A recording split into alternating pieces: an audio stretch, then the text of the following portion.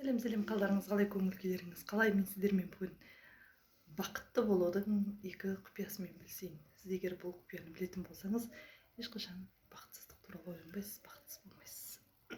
Әлбетте бұл өмірде бақытты боласыз. Оның біріншісі бүгінгі күніңізбен өмір сүріңіз.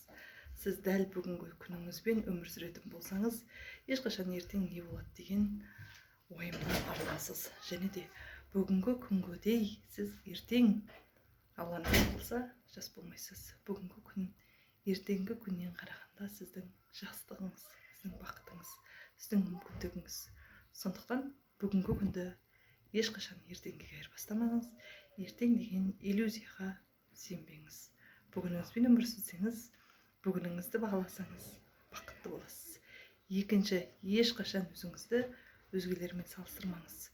Өзгелердің жеткен бұл нүктесімен қарап, сіз өзіңіздің бақытыңызды, өзгелерге жетістігіңізді өлшеуге болмайды. Олардың жеткен жетістігі, сіз көріп тұрған бұл нүктесі жақсы болғанымен, А нүктесі қай жерден бастағанын, қандай қиыншылықтар өткізгенін басынан оны білмейсіз. Жеткен бұл нүктесі сіздің бүгінгі А нүктеңізде болуы мүмкін.